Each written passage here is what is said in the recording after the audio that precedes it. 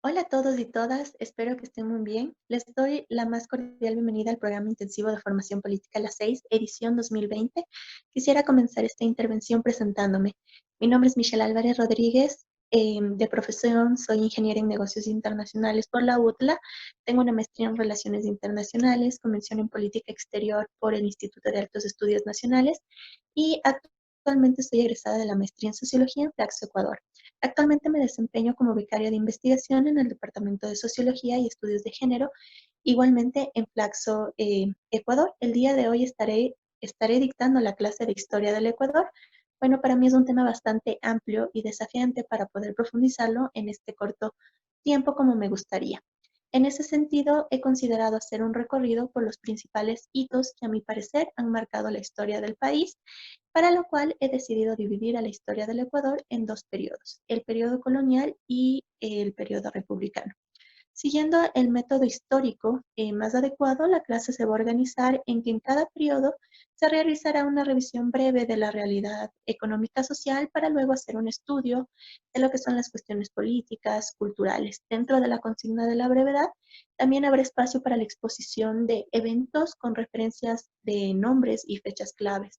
El objetivo de esta clase radica en comprender las dinámicas de los cambios en la historia del Ecuador, particularmente los principales hitos que la han marcado, así como también desarrollar en ustedes su capacidad crítica y de problematización para la interpretación, así como también para la investigación de la historia del país. Bueno, para estudiar o entender la historia del Ecuador habría que remontarse a los antecedentes, que serían el periodo de la prehistoria o en palabras de Enrique Ayala Mora, la época aborigen. No, es decir, la cual inicia desde el poblamiento inicial de la Andinoamérica ecuatorial hasta el fin del periodo incario. Esta información es sumamente relevante, no obstante es bastante extensa, por lo cual no atraeré a colación esa discusión. Bueno, para comenzar, a continuación eh, van a poder ver la tabla de contenidos. Como le había explicado inicialmente, em, he dividido esta exposición en dos periodos. Comenzaremos con la época colonial. Eh, bueno, de acuerdo a Guillermo Céspedes, 1492 fue un año clave tanto para América como para España y para la humanidad. Con la llegada de la expedición de Cristóbal Colón y su inicio de la subyugación violenta de los pueblos aborígenes, comienza una nueva época para nuestro continente. Se debe tomar en cuenta que Colón realizó varios viajes a las recién descubiertas tierras e inicia un periodo de colonización. A él se suman otras empresas españolas, las cuales a inicios del siglo XVI ya habían conquistado el Caribe y se adentraban en tierra firme cruzando el Istmo de Panamá, en cuya ribera opuesta hallaron un océano al que llamaron el Océano Pacífico. Luego que se consolida el control hispánico sobre el Istmo de Panamá, comienzan a recibirse noticias sobre un rico país en el sur. Es así que en 1524 se organiza una expedición de conquista y colonización encabezada por Francisco Pizarro y Diego de Almagro. Eh, es así que en 1526 se llega por primera vez a las playas de lo que ahora es el Ecuador. Luego de solventar varias dificultades, estos dos jefes vuelven a organizar una nueva expedición y es así que en 1531 llegan a la costa de Tumbes, en donde desembarcan para ingresar territorio adentro. Benalcázar fue encomendado por Pizarro para realizar un avance hacia el norte y es así que funda la ciudad de Santiago de Quito en agosto de 1534, cerca del actual Riobamba. En diciembre de ese mismo año, Benalcázar toma posesión del sitio actual de donde es la ciudad de Quito, que había sido una ciudad arrasada. Lo que quisiera resaltar de este periodo fue el modo de institucionalizar el poder colonial, el cual se lo realizó a través de la fundación de ciudades hispánicas, como por ejemplo Quito, que se funda en 1534, Puerto Viejo y Guayaquil en 1535, Loja en 1548, entre otras. En estas ciudades se establece un cabildo de representante eh, quien hace cumplir los intereses de los dominantes locales y cumple un rol fundamental en este régimen colonial, ¿no? El Cabildo de Quito estaba gobernado por un gobernador que era nombrado por el rey y asumía las funciones de repartidor de las tierras y organizador de los servicios. Además de las ciudades de fundación española, se conservan en la audiencia de Quito varios asientos indígenas. No solo este aspecto da una continuidad a la sociedad indígena, sino también hace cumplir una legislación de las Indias que llamaron, que mantiene la división entre la República de los Blancos, que agrupaba a los colonos, y la República de los Indios, en la cual se mantenían los elementos comunitarios constitutivos e inclusive las autoridades étnicas, como los caciques, quienes asumían un rol de burocracia eh, funcional para el gobierno porque eran recaudadores de los impuestos. Desde finales del siglo XVI se abre un nuevo periodo de dominación colonial en la audiencia de Quito, ya que esta comienza a emerger como un importante abastecedor de tejidos, alimentos para grandes centros de explotación, como por ejemplo la minería de Potosí. Es así que hay una relación de explotación metrópoli-colonia, así como también ya comienza a erigirse una estructura social fuertemente diferenciada y asentada sobre la desigualdad. Con la diferenciación socioeconómica y étnica hay una sociedad estamentaria que consagra la desigualdad, ¿no? Eh, no obstante,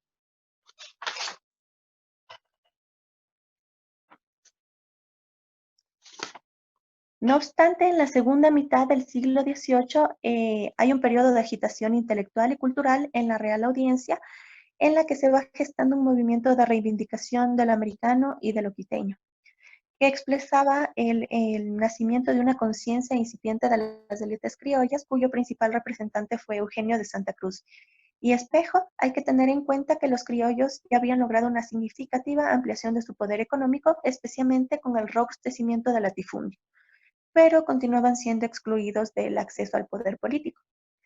Esto hace su principal motivación para acabar con este periodo colonial, ¿no?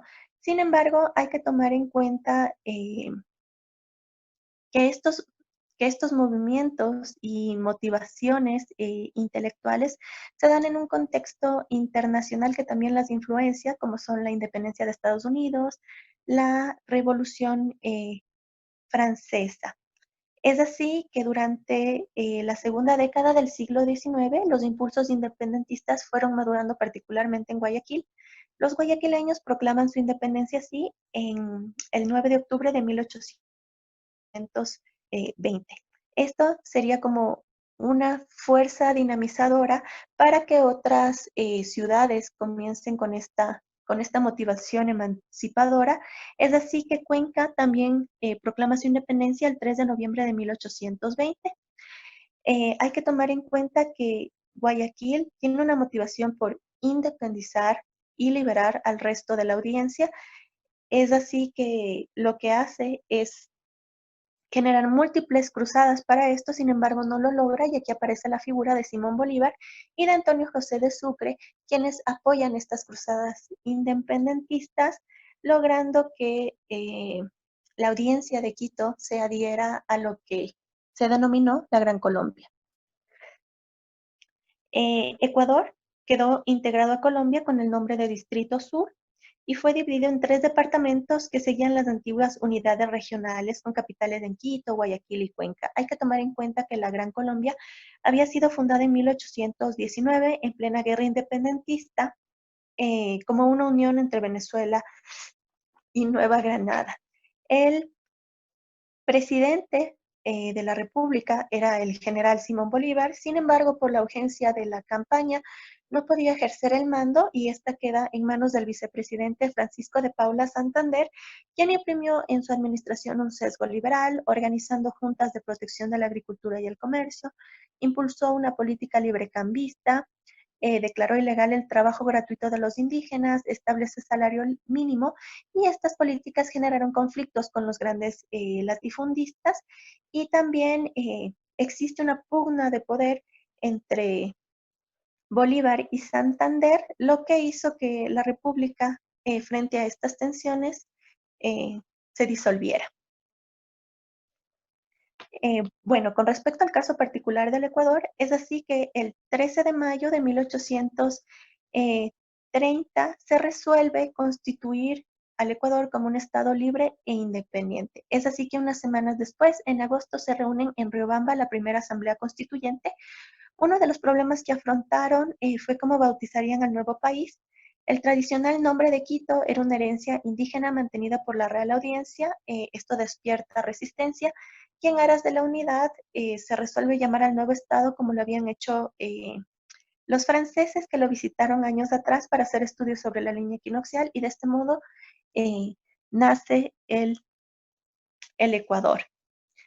Hay que tomar en cuenta que en este periodo el primer presidente de la República que tuvo la recién naciente nación del Ecuador fue Juan José Flores, quien fue designado por esta Asamblea Constituyente de Riobamba. Su mandato se caracterizó por una revuelta permanente, un desbarajuste administrativo, dos guerras con Nueva Granada y el abuso por parte de los soldados, quienes se creían los dueños del país. Ni el esfuerzo organizador y sistematizador de Vicente Rocafuerte, que llegó a la presidencia de la República en 1835 hasta 1839 mediante un pacto con su enemigo, pudo superar estas realidades. Eh, cuando Flores se hizo elegir nuevamente presidente por segunda vez y hasta tercera vez y puso en vigencia lo que llamarían la Carta de la Esclavitud, que es una constitución que establecía una dictadura perpetua y esto generó reacciones de la oligarquía guayaquileña, quien lo echa del poder en 1845. En 1861 se realiza una asamblea popular para nombrar como presidente a Gabriel García Moreno, quien corresponde a un político conservador que instauró un duro régimen casi dictatorial. La influencia de García Moreno en los gobiernos que le siguieron y en la vida política terminó en 1875 cuando fue asesinado a machetazos en las escalinatas del Palacio Presidencial. Es importante resaltar que en esta época se consolida un estado oligárquico terrateniente del Ecuador, pues hay un auge de exportaciones de cacao, hay una estrecha vinculación del Ecuador con el mercado mundial, lo cual exigía un esfuerzo de modernización y centralización y también de unificación entre las oligarquías regionales, y García Moreno era la expresión de estas alianzas entre las clases dominantes. Ya. Sin embargo, ya comienza a fraguarse una revuelta que da inicio a la denominada Revolución Liberal, la cual fue un pronunciamiento popular que se da en 1895, inicia en Guayaquil, y dicha revolución formó parte del ascenso liberal en América Latina desde mediados del siglo XIX. En los diversos países, los liberales promovían avances capitalistas, enfrentando a los conservadores, que permanecían arraigados al tradicionalismo, aliados con la Iglesia Católica y los protectores del régimen oligárquico terrateniente.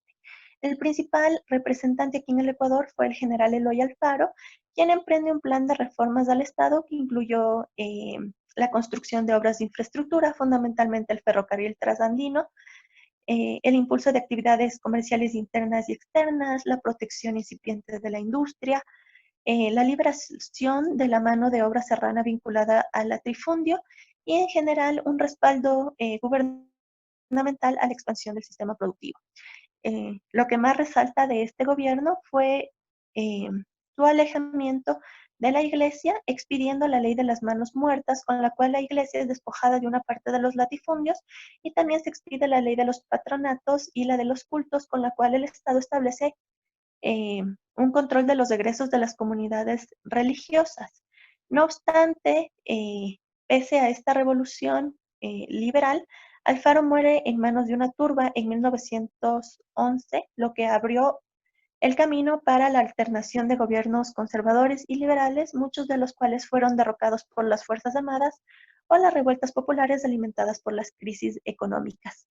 En 1932 aparece la figura de Velasco Ibarra, quien emergió como una figura política durante una crisis política en el Ecuador y una profunda depresión de la economía mundial. Es importante señalar que el velasquismo surge como una fórmula de intermediación entre los liberales y los conservadores, y las crisis sociales que necesariamente forman parte de la transición fueron agudizadas con el caso ecuatoriano por la quiebra del boom cacautero y la Gran Depresión. Hay que tomar en cuenta que lo que destaca del periodo del velasquismo es que se destaca la presencia de una vía Juncker de desarrollo capitalista. La vía Juncker hace referencia a un sistema económico que se basa en el desarrollo agrícola tecnológicamente más avanzado del continente europeo y en el rápido crecimiento de la industria pesada. Fue el matrimonio del acero y la cebada. Eh, bueno, hay que tomar en cuenta que el velasquismo, o Velasco Ibarra, se convirtió en 5 veces presidente del país. Solamente en apenas de una de sus administraciones completó el periodo para el que fue electo. En 1972, durante la quinta administración de Velasco Ibarra, el general Guillermo Rodríguez Lara da un golpe de Estado. Los militares mantuvieron el poder hasta 1978, cuando se aprobó un referendo en el que se convocó a nuevas elecciones. Es así que en 1979 Jaime Roldós triunfa abrumadoramente en esas elecciones, y este gobierno tenía iniciativas progresistas. La fuerza del cambio a nivel interno y una imagen internacional de autonomía era lo que se buscaba.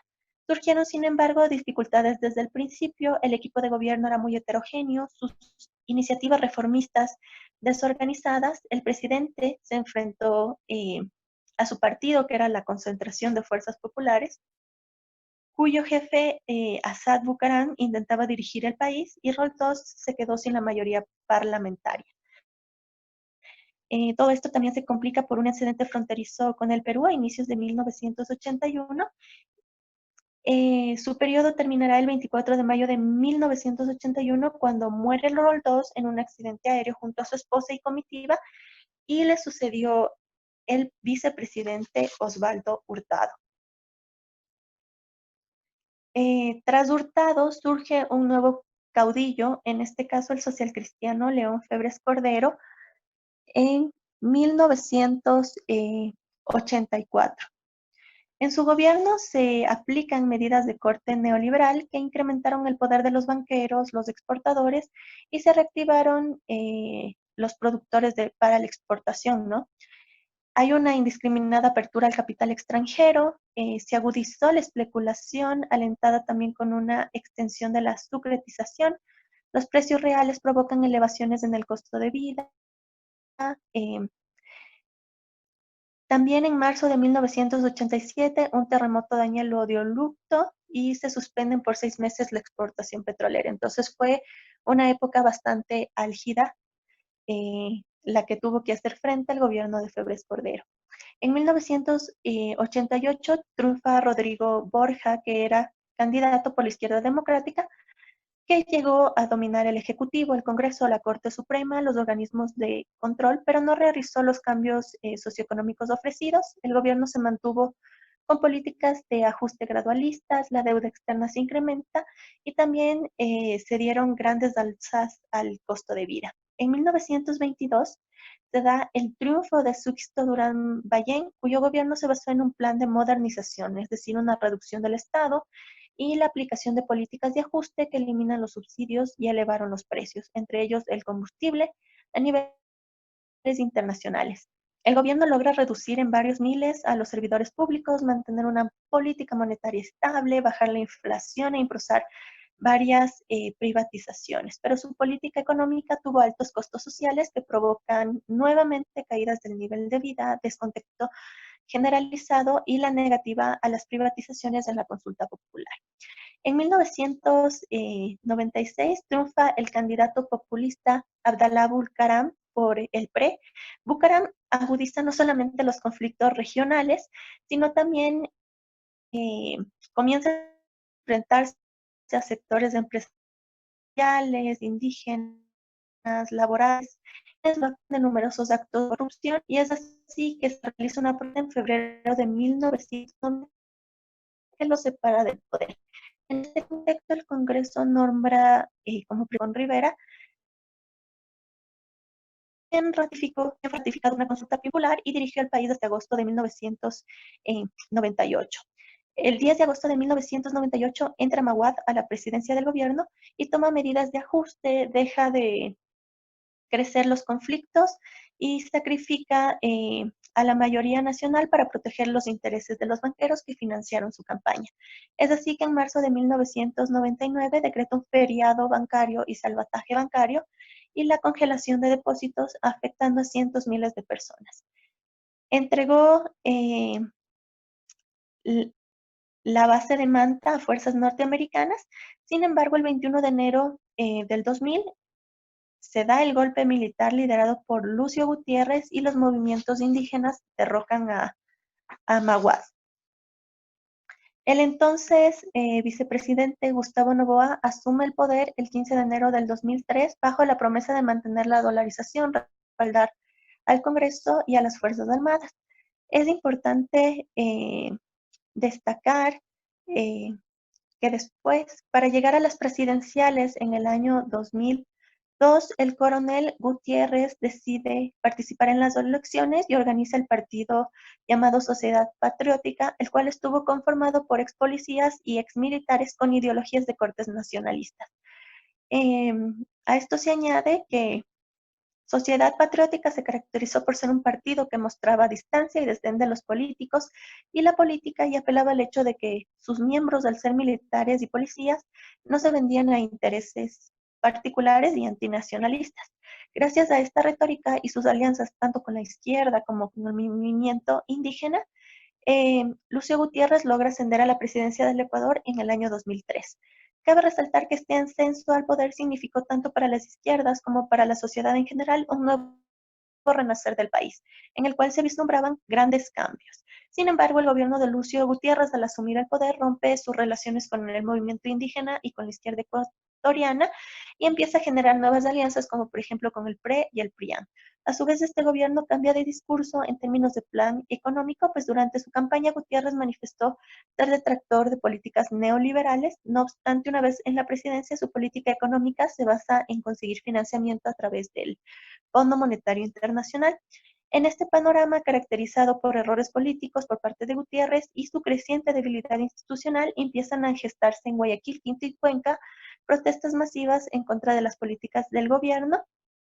No obstante, lo que correspondería al punto de quiebre para la sociedad ecuatoriana radica en la destitución inconstitucional de la Corte Suprema de Justicia y el nombramiento de nuevos jueces, lo cual tendría como consecuencia la revocación de las órdenes judiciales en contra del expresidente Abdalá Bucaram por parte del presidente de la Corte Suprema de Justicia, Guillermo Castro. En virtud de esto, en abril del año 2005, los sectores medios urbanos de las principales ciudades del país se organizan para ejecutar una gran movilización social conocida como la Rebelión de los Forajidos, la cual tuvo como resultado el derrocamiento de Gutiérrez y el cambio de la agenda política eh, ecuatoriana. En este contexto, a finales del año 2005 aparece Rafael Correa con el movimiento Alianza País. Cabe señalar que Correa se caracterizó por ser un líder cuyo discurso apelaba a la reforma estatal de corte antineoliberal y que instaba una gran revolución, la revolución ciudadana basada en el principio del denominado buen vivir. Con este discurso, Correa logra ascender a la presidencia del Ecuador a finales del año 2006. Ahora bien, Correa ya en el poder se distingue por poseer un estilo personal para gobernar, el cual se basa en una estrecha relación con los ciudadanos, sin mediaciones o intervenciones institucionales. Esto lo logra a través de los famosos enlaces ciudadanos, los cuales correspondieron a una especie de rendición de cuentas transmitidas por radio, televisión, todos los sábados del año. En este sentido, Correa, a través de estos enlaces ciudadanos, logra reforzar su imagen como salvador de la patria y legitimador de sus acciones en favor de la ciudadanía. A esto se añade que Correa utilizó, además de estos enlaces ciudadanos, para emitir discursos autoritarios y despectivos que instaban a la polarización entre ciudadanos, pues este clasificaba a los ciudadanos buenos en buenos y en malos en función de su apoyo o no a la revolución ciudadana. Es importante destacar que el gobierno de Rafael Correa correspondió a un gobierno que entró en confrontación con múltiples sectores, como los sindicatos públicos, los maestros, el movimiento indígena, medios de comunicación, entre otros. Con el apoyo y popularidad que Rafael Correa aglutinó durante la década de la Revolución Ciudadana, en mayo del 2017, Lenín Moreno gana la presidencia por el partido de Alianza País. Su gobierno se caracterizó se caracteriza por compromisos públicos rotos, gestión económica y política deficiente y un discurso repetitivo que no asume responsabilidades. Así ha sido el gobierno de Lenín Moreno, cuya popularidad llegó a ser una de las más altas de la historia, sin embargo está caído en picada. En mayo del 2017, cuando su gobierno empezaba, Lenín Moreno contaba con una aceptación de 6 de cada 10 ecuatorianos. 6 meses después, 8 de cada 10 confiaban en la gestión del presidente. Hoy apenas 2 de cada 10, según perfiles de opinión, califican como buena la gestión de Moreno. En su campaña, Moreno prometía crear 250,000 plazas laborales anuales. Sin embargo, en el 2018 se desdijo y bajó la cifra a 500,000 en 4 años. Pero lo que en realidad sucedió fue lo contrario, pues el Instituto Nacional de Censos y Estadísticas informó que más de 300,000 personas estaban desempleadas y apenas 3,090,000 personas tienen un empleo adecuado. Es decir, que tienen ingresos iguales o superiores que satisfacen sus condiciones mínimas. Sin embargo, este gobierno todavía sigue escribiendo su historia, por lo cual tendremos que esperar que termine el periodo presidencial para saber qué decisiones eh, generará este gobierno. Ahora he terminado con la exposición de los principales hitos que a mi parecer han marcado la historia del país. En este sentido, quisiera señalar como tarea que, que quisiera dejarles es que para el lunes 20 de julio realicen un ensayo muy corto de unas 1,000 palabras que son alrededor de 2 páginas, con introducción, estructura del ensayo, desarrollo y conclusiones que responda a la siguiente pregunta. En su opinión, ¿qué hito o momento histórico considera más relevante? ¿Por qué? Y argumenten sus respuestas. Como conclusión, quisiera sacar que el Ecuador ha atravesado por varios cambios a lo largo de la historia en los cuales se ha denotado una constante, la cual radica en una gran inestabilidad, la cual responde al hecho de que los sistemas de partidos políticos ecuatorianos son débiles, fragmentados, polarizados y con poca capacidad de representación. Esto ha desembocado en prácticas clientelares y también en actos de corrupción. Lo mencionado ha repercutido de manera directa en la deslegitimación política y la continua descomposición del sistema en el cual el ejercicio de la política se encuentra deslindado de la sociedad. En este sentido, resulta pertinente y muy importante conocer nuestra historia, la cual refleja no solo nuestro pasado, sino también hacia dónde caminamos. Agradezco mucho su atención a esta clase y espero que lo aprendido les sea muy útil eh, en su día a día, en sus carreras, y aprovecho para dejarles mis redes sociales para en el caso de que tengan alguna duda me puedan consultar. Y ya para culminar esta clase quisiera dejar unas preguntas que me parece que son disparadoras de diferentes opiniones o de discusión. Cabe señalar que no están obligados a contestarlas, pero me parecería bastante educativo que lo hicieran. La primera es, ¿qué continuidades constantes evidencian en los hitos históricos presentados en esta clase? Y la segunda, en su opinión, ¿consideran que ciertas prácticas coloniales se mantienen en la actualidad? ¿Estas han sido normalizadas? Sí, ¿no? ¿Por qué?